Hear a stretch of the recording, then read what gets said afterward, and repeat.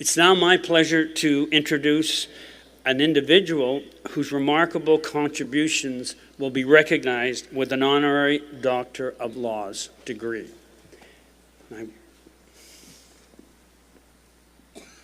Dr. Cindy Blackstock is a member of the Gitxsan First Nation. Cindy told me this morning, I want to share this with you, that means roughly people of the river, people of the mist. And Cindy, that seems so appropriate, beside the river, and we may have mist before this ceremony is over. She's the Executive Director of the First Nations Child and Family Caring Society of Canada. An internationally recognized activist and scholar, she has been described as, quote, the greatest civil rights heroine in our country.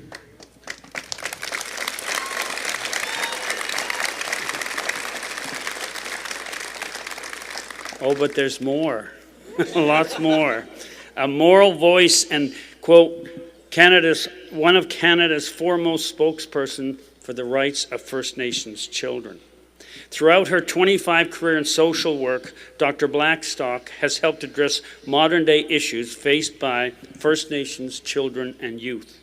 As the creator of Touchstones of Hope, a process that unites public child welfare practitioners and members of First Nations communities, Dr. Blackstock is creating a large reconciliation movement.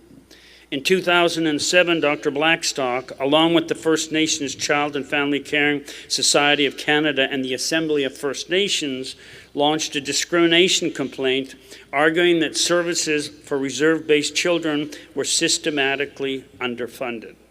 Hailed as a landmark case, the 2016 ruling by the Canadian Human Rights Tribunal ordered the Government of Canada to end discriminatory practices. In 2017, Amnesty International awarded Canada's Indigenous Rights Movement its Ambassador of Conscience Award. Dr. Blackstock was included as a representative of Canada's Indigenous peoples. Her work has received recognition from the Nobel Women's Initiative, the National Aboriginal Achievement Foundation, Inspire, the Indigenous Bar Association, the Law Society of Upper Canada, and more. Mr. Chancellor, I have the honor of presenting to you, for the degree of Doctor of Laws, honoris causa, Cindy Blackstock.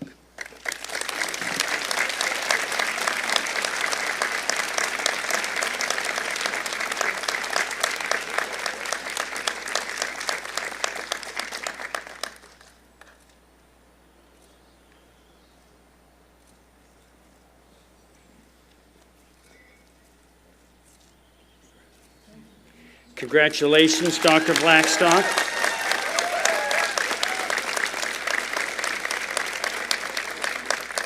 It's now my privilege to invite you to address Convocation. Congratulations. Thank you very much. What a great honor to stand on the territories of the Mississauga Anishinaabe on this, one of the most important days of your life. Congratulations, graduates. Superheroes are cool again, and I'm old enough to know when they were cool the first time. And there's never been a time when the world needed superheroes like social workers and sociologists and psychologists than ever before. And graduates, although you're getting your diploma today, I bet you didn't know that these capes were superhero capes too, because the world needs you.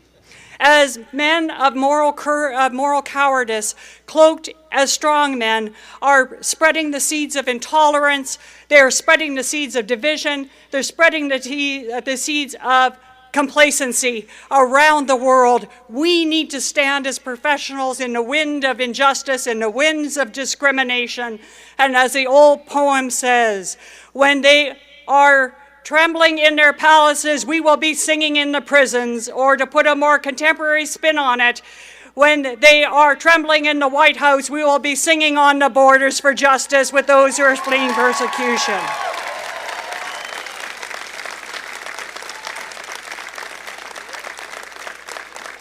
It is not easy to be morally courageous, to speak up when others want you to be silent, to stand up when others want you to sit down. And we all need our heroes to look up too, and I know many of yours are in this audience or in the spirit world looking down on you. And one of mine was on page 55 of Trent Professor John Malloy's epic book, A National Crime on Residential Schools. In 1907, blazing the front headline of the Evening Citizen newspaper, now the Ottawa Citizen, read a headline, "Schools Aid White Plague." It told the story of the Chief Medical Health Officer of the Department of Indian Affairs, Dr. Peter Henderson Bryce's findings. 25% of the children in residential schools were dying. 48% if you track them over 3 years. And as Dr. Bryce said, medical science knows just what to do.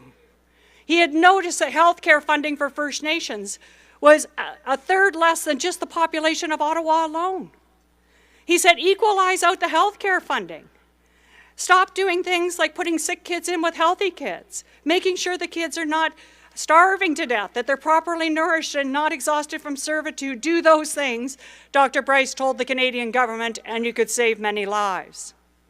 The Canadian government refused those reforms.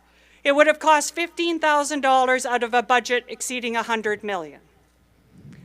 But Dr. Bryce decided not to be silent, and his report appeared on the front page of the Evening Citizen.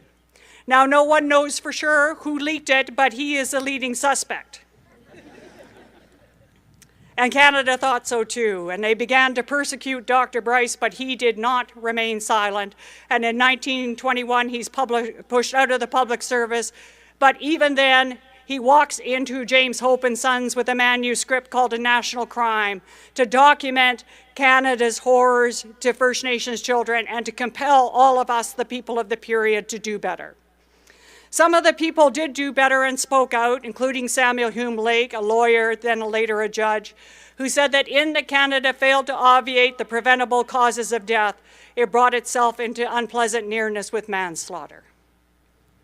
Now, I came to see Dr. Bryce, I guess in person, the day before Prime Minister Harper issued the apology for residential schools. I had realized just on that day, thanks to Google, he was buried just 1.5 kilometers away from where I live in Ottawa. And when I found that out, I walked to the Byward Market. I bought a bouquet of brightly colored daisies because they represented the joy and the blessing of those children. And I walked into the cemetery, and even though I'm First Nations, I really suck at navigation. But this is the National Cemetery, and you know, there's lots of rich people buried there, so they have those huge memorials, right?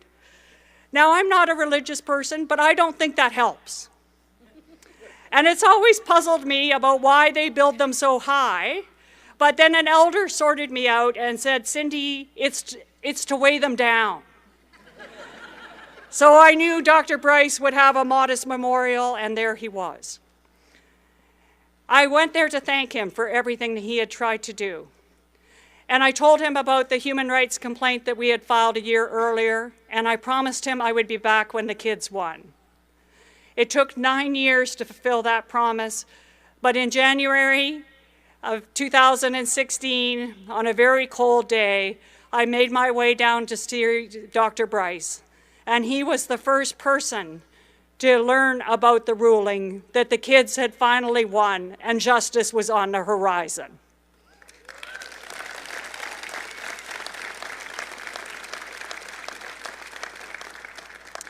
Another thing that's happened is Dr. Bryce was, for all of his courage for many years, was erased from Canadian history. And the man who said no, Duncan Campbell Scott, was lauded for his moral cowardice and, in fact, his loyalty, if you will, to the Canadian government. But even that's been set right over the edges of time. And now there is a historical plaque acknowledging Dr. Bryce in Beechwood Cemetery, and it's the most visited grave by children to go there to honor him. And what about Duncan Campbell Scott? Well, a little bit of justice came there too. Not only did the Truth and Reconciliation Commission find his works to have amounted to cultural genocide, but his old office still stands on Spark Street. And a few years ago, some new tenants walked up with some new boxes. It was from the Aboriginal People's Television Network. It was their first bureau. So you're about to enter into the world, but know that wherever darkness lives, it can be defeated by love and light. And our job as social workers, as sociologists and psychologists, is not to fear the darkness. Even in the night sky, it's pierced through by the brightness of the stars.